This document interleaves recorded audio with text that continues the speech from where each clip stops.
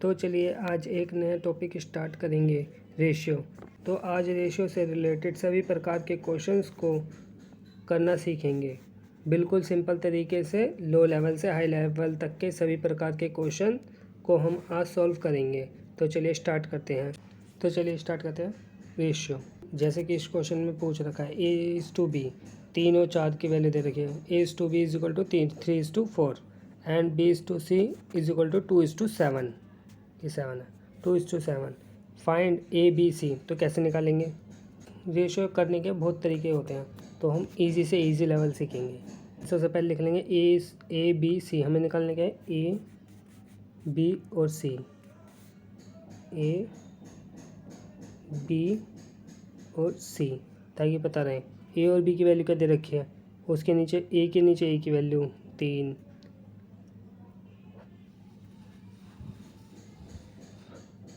ए के नीचे किसकी कितनी वैल्यू दे रखी है 3, और बी के नीचे क्या दे रखा है 4। बी की वैल्यू दो दे रखी है, एक तो दे रखी है 4 और यहाँ पे दे रखी है 2, बट वैल्यू तो एक ही होगी ना। बी एक है तो बी की वैल्यू भी एक होगी, तो बी के नीचे लिख लेंगे 2 की वैल्यू, ठीक। और सी के नीचे लिख लेंगे 2 और 1 7, मतलब सी की वैल्यू 7 दे रखी है।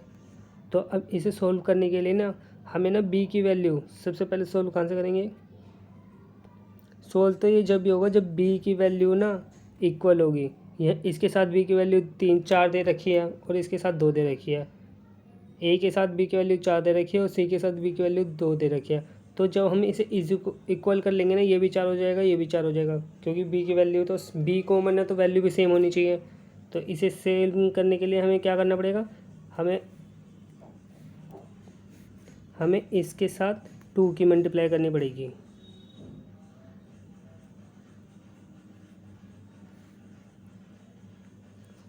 हमें 2 को 4 बनाने के लिए क्या करना पड़ेगा, हमें यहाँ मल्टीप्लाई करने की 2 से, और इधर भी 2 से करनी पड़ेगी। तो इसकी वैल्यू क्या हो जाएगी। अब जब इधर 2 की वैल्यू करेंगे, इधर तो हमने ऊपर की साइड कुछ नहीं करा, तो a की वैल्यू क्या आएगी 3 और b की वैल्यू यहाँ भी 4 होगी, यहाँ की भी 4 होगी, तो मतलब होगी 4, कॉमन हो गई ना 4। तो इसी तरीके से 7 दूनी 14 आंसर। बस इसी तरीके से आंसर निकालने हैं। हमने यहाँ पे 2 की मल्टीप्लाई क्यों किया, क्योंकि ना 4 हमें कॉमन करना था। या तो हम इसे 2 से मल्टीप्लाई कर ले 2 को 4 करने के लिए, या 4 को 2 से डिवाइड कर ले। लेकिन अगर हम 4 को 2 से डिवाइड करेंगे तो हमें यहाँ पे भी 3 के साथ 2 से डिवाइड करना पड़ेगा। तो इससे अच्छा डिवाइड से अच्छा मल्टीप्लाई कर लो, फ्रैक्शन में तो नहीं आएगा। इसलिए हमारी वैल्यू क्या है, आंसर क्या है 3:4। A:B:C का आंसर क्या है 3:4:14। चलिए एक क्वेश्चन देख लेते हैं।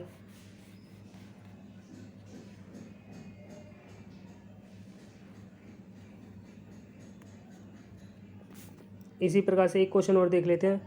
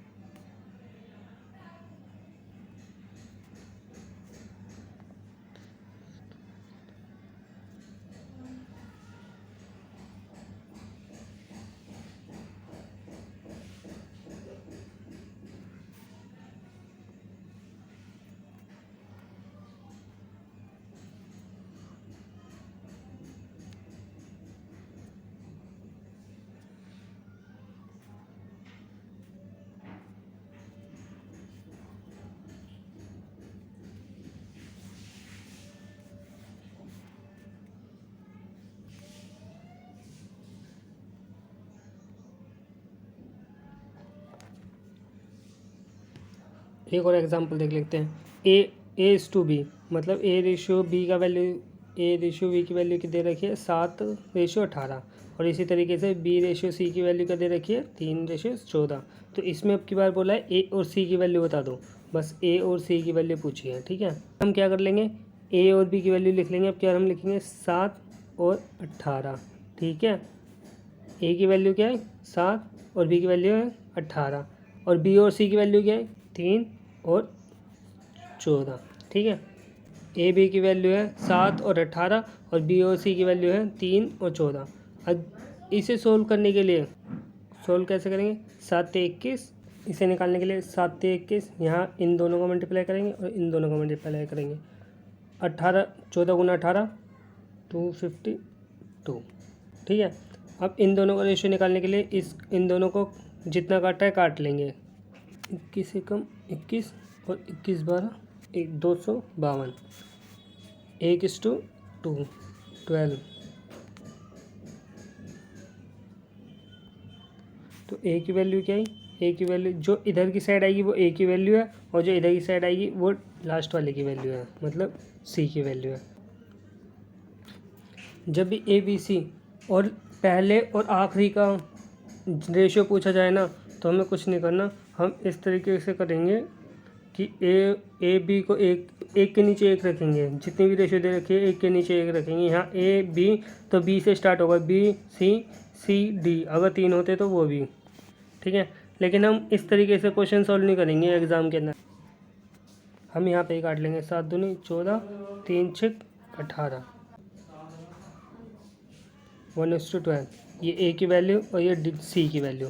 ए और सी का रेशियो क्या है 1:12। If A is to B is equal to 7:9, मतलब ए की वैल्यू इसके अंदर 7 दे रखी है और बी की वैल्यू दे रखी है 9। ए इज़ टू बी 7:9 दे रखा है, और बी और सी दे रखा है 15:7। वट इज़ ए और सी, तो क्या क्या बताया था अभी आपको, जब भी पहले वाले का और आखिरी वाले का रेशियो निकालेंगे तो इसी तरीके से निकालेंगे।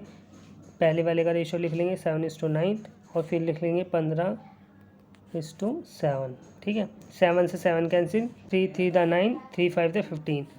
ए की वैल्यू 5 और सी की वैल्यू 3, इसका आंसर क्या आएगा 5:3, मतलब ये है हमारा आंसर 5:3। तो ए और सी की वैल्यू है 5 और 3, ये हमारा आंसर है।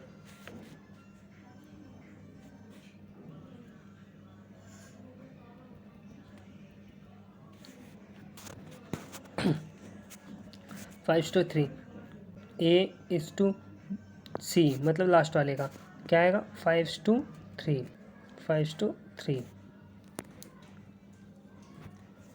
तो चलिए नेक्स्ट क्वेश्चन देख लेते हैं।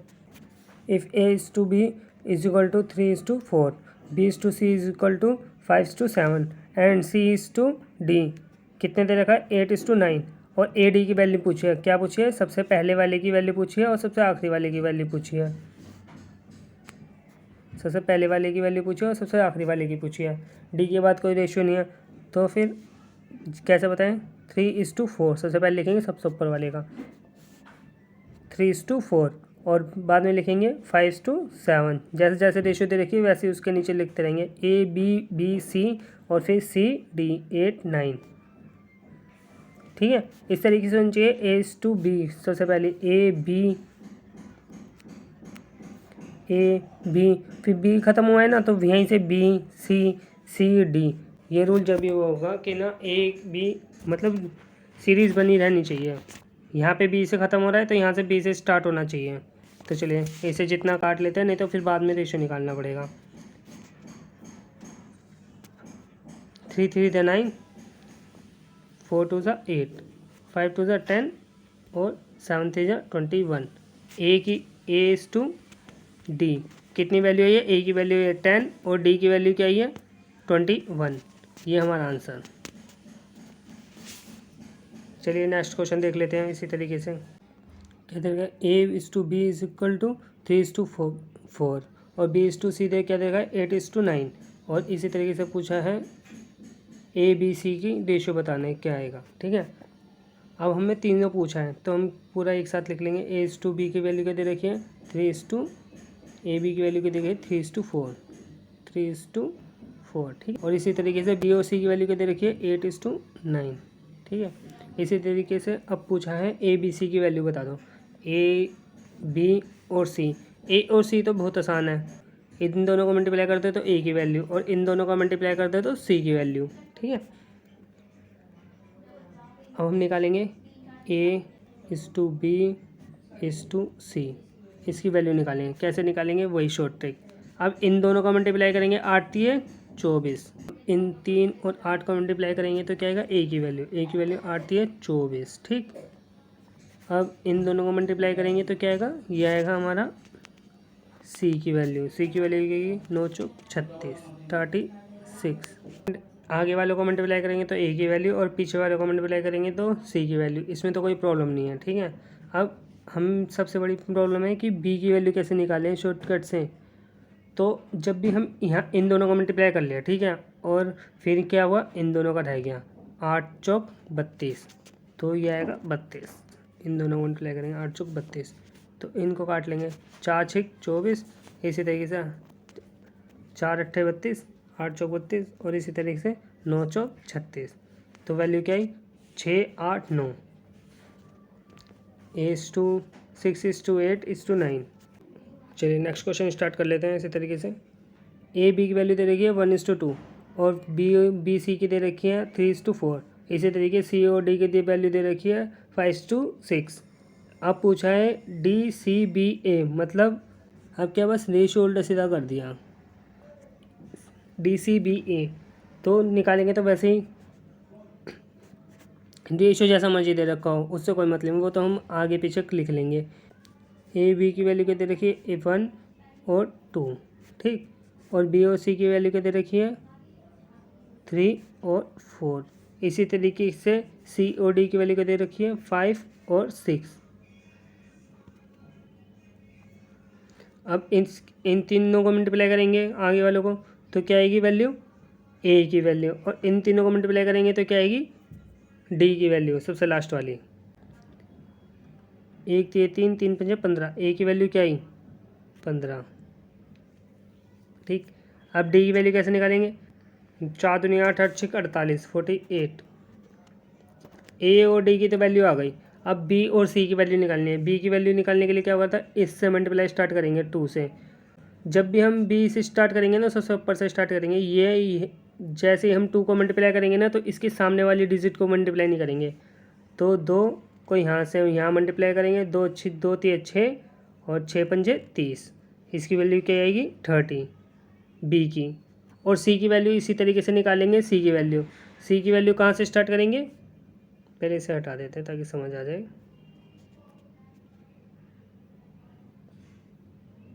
अब ये वाली ख़त्म हो गई वैल्यू C, B यहाँ ख़त्म हो गया, B का यूज़ हो गया और D यहाँ यूज़ हो गया, तो क्या बचा C करेंगे यहाँ से स्टार्ट करेंगे। लेकिन ये स्टार्ट करेंगे ना तो यहाँ इसके सामने वाले तक के कोई डिजिट नहीं लेंगे, मतलब 3 और 1 का कोई काम नहीं रहेगा। जैसे 2 के सामने 1 का काम नहीं था ना, इस तरीके से 4 के सामने वाले डिजिटों का कोई काम नहीं रहेगा। लेकिन यहाँ से मल्टीप्लाई करेंगे 2 से स्टार्ट, C में B मिक्स होगा, 2 चौक 8, 8 पंजे 40। तो C की वैल्यू क्या आई 40।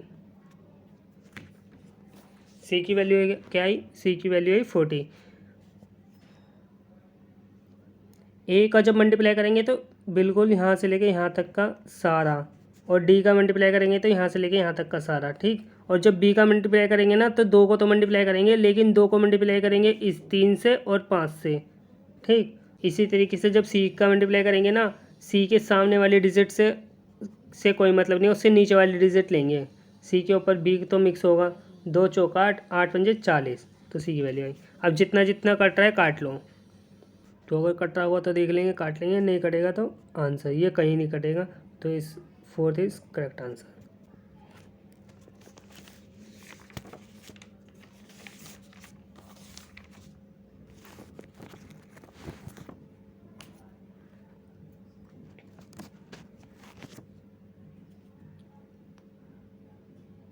अगर वीडियो के क्वेश्चन अच्छे लगे हों तो वीडियो को लाइक शेयर एंड सब्सक्राइब करें।